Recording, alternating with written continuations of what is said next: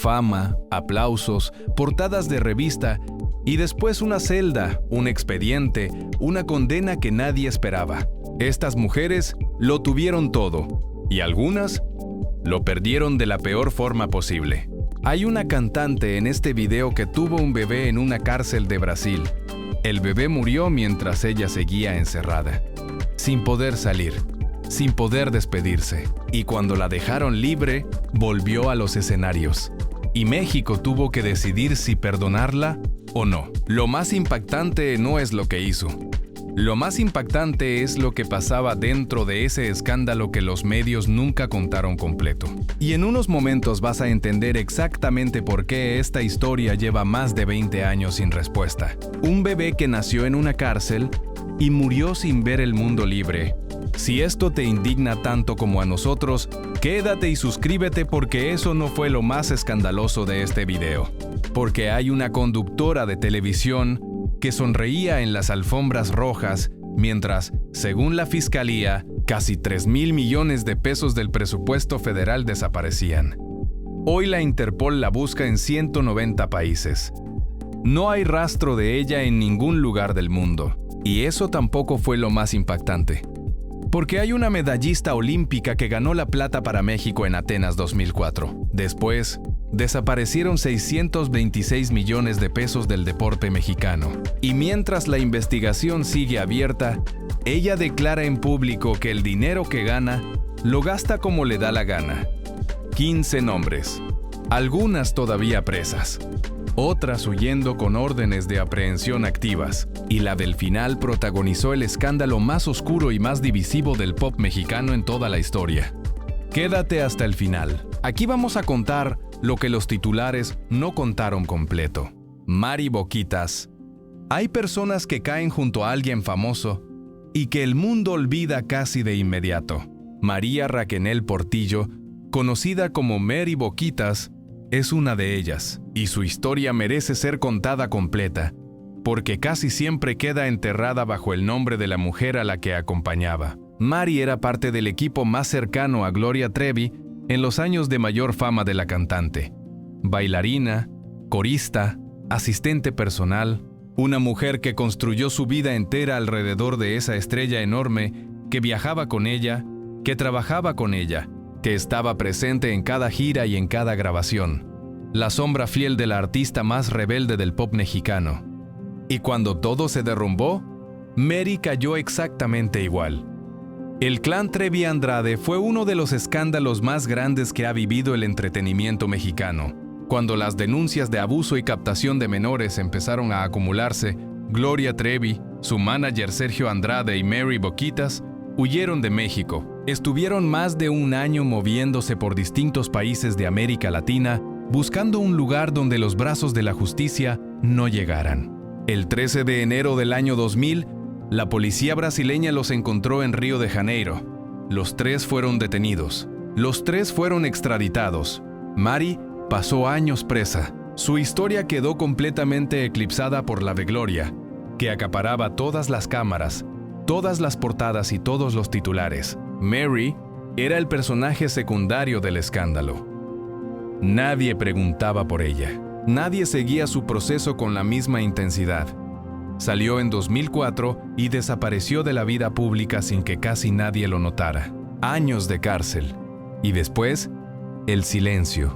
¿Sabías quién era Mary Boquitas antes de este video? Porque hay personas que pagaron un precio enorme por estar cerca de alguien famoso y cuya historia nadie cuenta completa. Cuéntame en los comentarios si conocías este caso o si es la primera vez que escuchas su nombre. Patti Navidad. Hay famosas que niegan todo con documentos en la mano, y hay famosas que admiten una parte, niegan el resto y dejan al público con más preguntas que respuestas. Patti Navidad está en la segunda categoría, y eso es lo que hace su caso tan difícil de cerrar. Actriz conocida en México por telenovelas como La Fea Más Bella y por una personalidad que nunca pasó desapercibida. En 2023, la periodista de investigación Anabel Hernández publicó Las Señoras del Narco, Amar en el Infierno. El nombre de Patti Navidad aparece en ese libro vinculado a Arturo Beltrán Leyva, uno de los capos más violentos del narcotráfico mexicano durante la primera década de los 2000. La versión de Hernández, Patti asistió a eventos del cártel, recibió dinero y regalos y tenía vínculos reales con ese mundo. La versión de Patti, la engañaron. Le dijeron que era una serenata para un fan enfermo. Llegó sin saber quién era el anfitrión. Cuando se enteró, rechazó lo que describió como una propuesta inaceptable y se fue. Fin de la historia. En agosto de 2024, las dos mujeres se enfrentaron en vivo en la Mesa Caliente de Telemundo. Fue una de las confrontaciones más tensas del año en televisión. Dos versiones de los mismos hechos. Un público que no sabía a cuál creerle. En 2025, un tribunal falló parcialmente a favor de Patti y ordenó a la editorial rectificar algunos fragmentos del libro. Patti nunca pisó la cárcel, pero su nombre quedó impreso en esas páginas junto a los del cartel. En México, ese tipo de mancha tarda décadas en borrarse. Si es que se borra, y aquí viene la pregunta que muchos evitan hacerse en voz alta. Si Patti Navidad llegó a un evento del cártel sin saber quién lo organizaba, ¿cómo es posible que nadie de su equipo, ningún asistente, ningún representante, investigara antes quién pagaba esa serenata? ¿Le crees? Deja tu respuesta abajo. Ana Guevara. Esta historia empieza con una medalla de plata olímpica y termina con 3 denuncias penales ante la Fiscalía General de la República y 626 millones de pesos que nadie ha podido explicar. Ana Gabriela Guevara fue el orgullo deportivo de México en los Juegos Olímpicos de Atenas 2004. Medalla de plata en los 400 metros planos, campeona mundial, velocista que representó a su país en el momento más alto del atletismo mexicano de las últimas décadas. Un nombre que en 2004 toda México celebraba. En 2018, el gobierno de López Obrador la nombró directora de la CONADE, la Comisión Nacional de Cultura Física y Deporte. Tenía el presupuesto del deporte mexicano en sus manos. Tenía la responsabilidad de miles de atletas que dependían de esos fondos para entrenar, para competir, para representar a México en el mundo. Lo que la Auditoría Superior de la Federación encontró al revisar su gestión no tiene nombre limpio. Irregularidades en 2019, en 2020, en 2022, contratos adjudicados bajo sospecha, entrenadores fantasma que cobraban sin existir, empresas fachada recibiendo dinero del erario sin prestar ningún servicio. Un total de 626 millones de pesos que la auditoría no pudo justificar con ningún documento real. Mientras eso pasaba, Ana recortó el 63% de las becas para atletas. El equipo de nado artístico tuvo que vender ropa para financiar su participación en una Copa del Mundo. Cuando alguien le preguntó al respecto en público, su respuesta quedó grabada para siempre. Si tienen conflictos con los calzones, pues que se los quiten. Y en los Juegos Olímpicos de París, 2024, mientras los atletas mexicanos competían con recursos recortados, una foto de Ana Guevara en un restaurante de lujo se volvió viral. Su respuesta ante las críticas: todo lo que gano me lo trago, me lo unto y me lo visto como me da mi chingada gana. 3 denuncias penales activas ante la FGR, sin detención. En abril de 2026, fotografiada de vacaciones en un complejo del Grupo Vidanta, ¿te indigna que Ana Guevara siga libre mientras 626 millones del deporte mexicano siguen sin aparecer? Comenta uno si crees que debería estar presa ya, o Certo si crees que todavía no hay pruebas suficientes. Porque los atletas que tuvieron que vender ropa para ir a un campeonato merecen que alguien hable de esto en voz alta. Ninel Conde. Pocos casos legales en el mundo del entretenimiento mexicano tienen una vuelta de tuerca tan particular como el de Ninel Conde, porque hay acusados que se quedan callados y esperan que el tiempo borre el escándalo. Y hay acusados que van a los tribunales, y a veces, ir a los tribunales tiene consecuencias que no se calcularon bien. Ninel Conde, el bombón asesino, actriz, cantante, una de las figuras más reconocidas del entretenimiento en habla hispana. En 2021, el libro de Anabel Hernández, Emma y las otras señoras del narco, vinculó su nombre a Arturo Beltrán Leiva, señalando una supuesta relación sentimental y económica con el capo entre 2007 y 2008. Ninel lo negó y decidió ir más allá de la negación pública. Demandó a Anabel Hernández y a la editorial Penguin Random House por daño moral.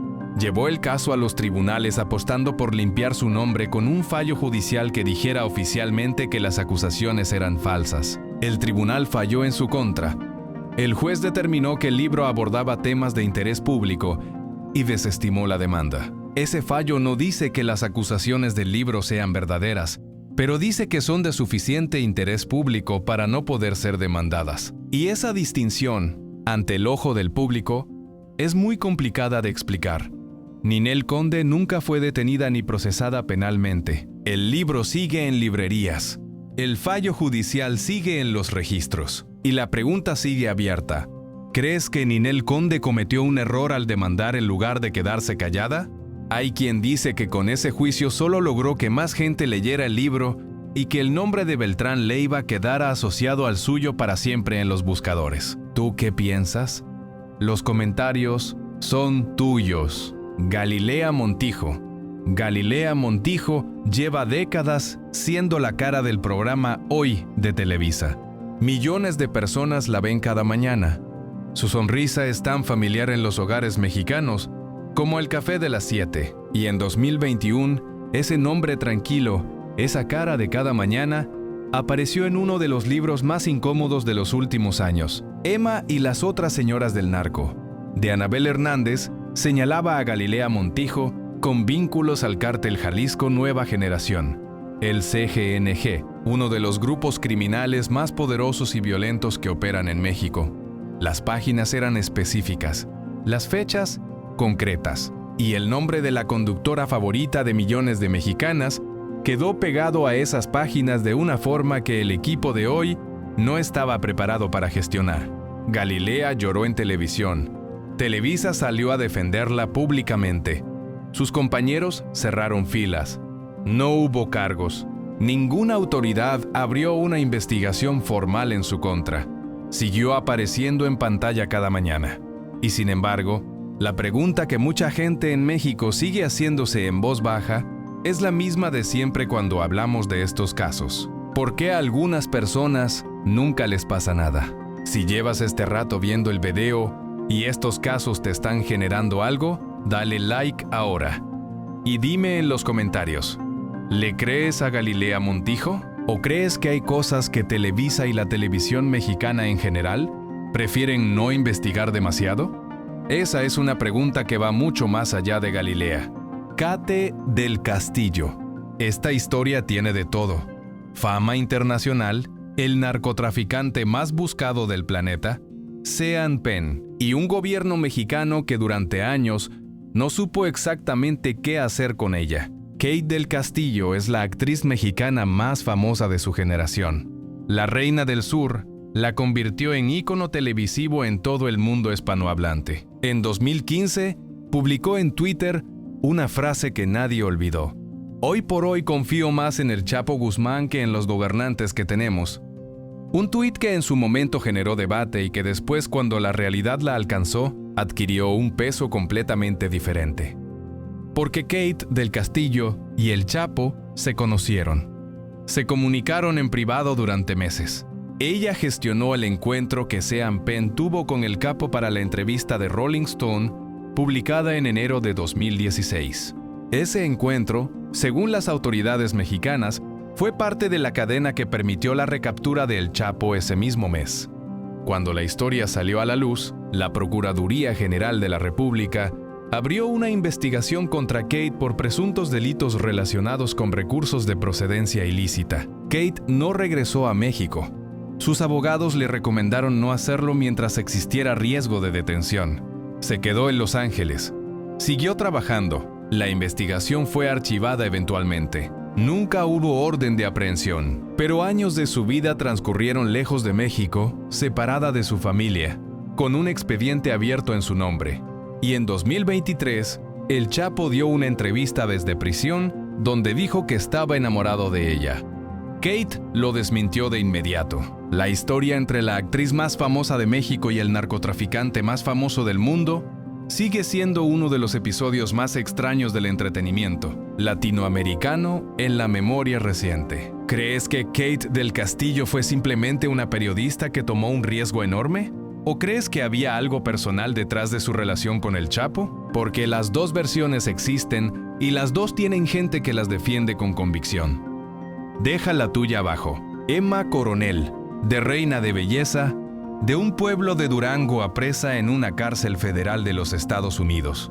Pocos recorridos en la vida real son tan extremos como el de Emma Coronel Aispuro. Emma nació en California, pero creció en Canelas, Durango. En 2007, con 17 años, ganó el concurso local del Festival de la Feria del Café y la Guayaba. En esa fiesta apareció Joaquín El Chapo Guzmán, con bandas de música y guardaespaldas, para anunciar públicamente que quería casarse con ella. Emma tenía 17 años, el Chapo tenía 50. Se casaron cuando ella cumplió 18. Durante años vivió en la sombra del hombre más buscado del planeta. Fue al juicio en Nueva York con abrigos de lujo que se convirtieron en titulares mundiales. Estuvo presente cuando el jurado lo condenó a cadena perpetua.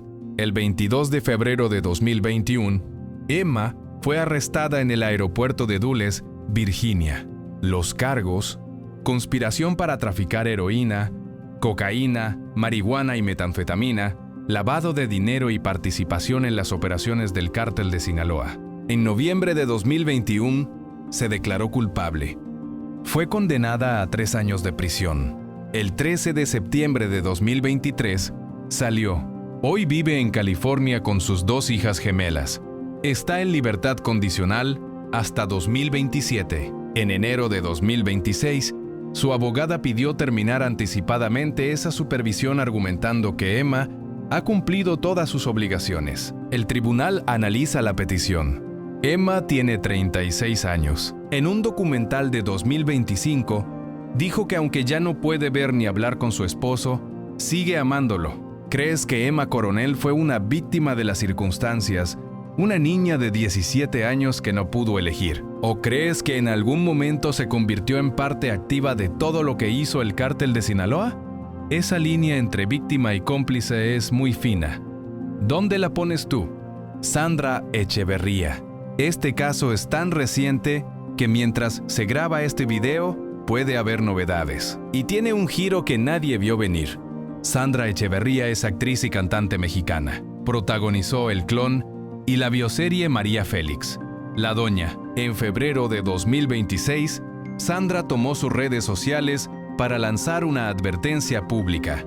Había sido víctima de un fraude financiero, junto con más de 1,000 inversionistas, a través de una empresa llamada MetaExchange Capital. La empresa prometía rendimientos de hasta 15% mensual a través de supuestas inversiones en criptomonedas. Lo que operaba era un esquema Ponzi clásico. El monto total del fraude, más de 2,000 millones de pesos. Más de 1,000 víctimas. Sandra habló. Los medios amplificaron. El 18 de abril de 2026, Nazaret Rodríguez, la fundadora de MetaExchange, fue detenida en Polanco. Y ahí llegó el giro. Desde prisión preventiva, Nazaret grabó un video acusando a Sandra Echeverría de extorsión y delincuencia organizada. Dijo que la actriz había usado su fama para presionar a la empresa y obtener beneficios personales. El vídeo circuló en redes sociales con una velocidad brutal. Los titulares que durante semanas presentaban a Sandra como víctima de repente tenían otra dimensión posible. Sandra lo desmintió. La fiscalía confirmó que las acusaciones de Nazaret no tenían sustento suficiente para proceder contra la actriz. Pero el nombre de Sandra Echeverría estuvo pegado a las palabras delincuencia organizada durante días. Y en el mundo de las redes sociales, el titular siempre llega antes que la rectificación. Siempre. ¿Crees que Sandra actuó bien al denunciar públicamente en redes antes de ir a la fiscalía? Hay quien dice que ese movimiento fue exactamente lo que le dio munición a Nazaret para contraatacar. ¿Tú harías lo mismo si fueras víctima de un fraude así? ¿O esperarías al proceso legal? Cuéntame. Juana Barraza, la Mataviejitas. Esta mujer no era famosa antes de sus crímenes. Juana Barraza Samperio nació en Hidalgo en 1961. De joven fue luchadora profesional. Su nombre en el ring era la Dama del Silencio. Una mujer grande, fuerte, con años de carrera en la lucha libre mexicana. Una vida que, vista desde fuera, parecía completamente normal. Nadie sabía lo que hacía cuando se quitaba el traje de luchadora. Entre los años 90 y 2006, en la Ciudad de México, una serie de adultas mayores aparecieron muertas en sus casas. Las víctimas eran invariablemente mujeres de la tercera edad, muchas de ellas solas. Alguien entraba haciéndose pasar por enfermera o trabajadora social, ganaba su confianza y las mataba. La prensa la bautizó la Mataviejitas. La Ciudad de México vivió años de terror. La policía construyó un perfil del asesino basándose en los pocos testigos disponibles. El perfil apuntaba a un hombre con rasgos femeninos. Mientras tanto, Juana Barraza seguía. El 25 de enero de 2006 fue detenida al salir de la casa de una de sus víctimas. Los agentes que la detuvieron no podían creer lo que tenían delante. El conteo oficial de víctimas confirmadas fue de al menos 16. Investigaciones posteriores hablaron de números mucho mayores que nunca pudieron probarse con certeza. En 2008, fue condenada a 759 años de prisión, cifra acumulada por cada cargo. La condena fue ajustada al máximo legal aplicable en México: 50 años. Hoy está en Santa Marta, Acatitla. Tiene 64 años. ¿Sabías que la Mataviejitas era luchadora profesional antes de todo esto? Es el detalle que más impacta a quien lo escucha por primera vez. Cuéntame en los comentarios si conocías este caso o si estás escuchando esta historia completa por primera vez. Y si lo sabías, ¿cómo llegaste a conocerla? Inés Gómez Montt. Esta mujer está en algún lugar del mundo ahora mismo, y nadie sabe exactamente dónde. Inés Gómez Montt fue durante años una de las conductoras más reconocidas de la televisión mexicana, presentadora estrella de TV Azteca, cara de Ventaneando. Un nombre que aparecía en pantalla, en revistas de espectáculos y en alfombras rojas con una regularidad que la convirtió en parte del paisaje mediático de México durante más de una década. El 13 de agosto de 2019, la Fiscalía Especializada en Delincuencia Organizada inició una investigación contra Inés y su esposo, el empresario Víctor Manuel Álvarez Puga. La acusación: haber participado en un esquema para desviar fondos públicos de la Secretaría de Gobernación destinados a la construcción y mejora de cárceles federales durante el gobierno de Peña Nieto. El monto del que habla la investigación: 2.950 millones de pesos, casi 3.000 millones, del presupuesto federal. Desaparecidos. La Fiscalía emitió órdenes de aprehensión. La Interpol activó fichas rojas en 190 países. E Inés Gómez Montt desapareció. Desde septiembre de 2021, no hay una sola aparición pública confirmada. Reportes no verificados la ubican en Miami, en Asia, en Europa. En octubre de 2025, Víctor Álvarez Puga fue detenido en Miami por el ICE. Habían ingresado a Estados Unidos por vía marítima, declarando haber llegado en avión. Lo metieron al Centro de Procesamiento de Cromenorte. En enero de 2026, ya no había rastro de ninguno de los dos en ese centro. 4 órdenes de aprehensión activas en México. Ficha roja de Interpol vigente. En marzo de 2025, un tribunal ordenó descongelar sus cuentas bancarias. La presidenta Claudia Sheinbaum calificó esa decisión como un acto de corrupción judicial, y la conductora, que sonreía en las alfombras rojas, sigue en algún lugar que las autoridades no han podido identificar con certeza. ¿Cómo puede alguien escapar de la Interpol durante años con 7 hijos?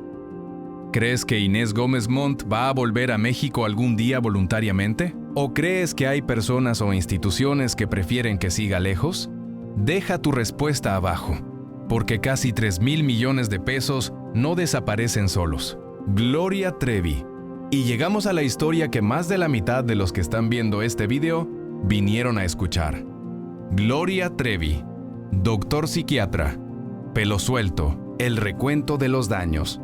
la mujer que a finales de los 80 y principios de los 90 revolucionó el pop mexicano con una actitud, una presencia y una voz que no se parecían a nada de lo que existía antes. Melena revuelta, vestidos rotos, canciones sobre libertad y rebeldía que para millones de jóvenes mexicanos fueron mucho más que música.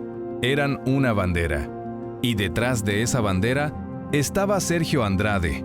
Andrade era su manager y su pareja, un hombre que construyó alrededor de Gloria algo que desde fuera parecía un equipo de trabajo brillante, pero que por dentro funcionaba como una estructura de control total sobre las personas que entraban en su círculo. A finales de los 90, varias jóvenes comenzaron a hablar. Contaron que Andrade las había captado cuando eran menores de edad con la promesa de convertirlas en estrellas, que las había llevado a vivir con él y con Gloria, que las habían aislado de sus familias, que no podían irse.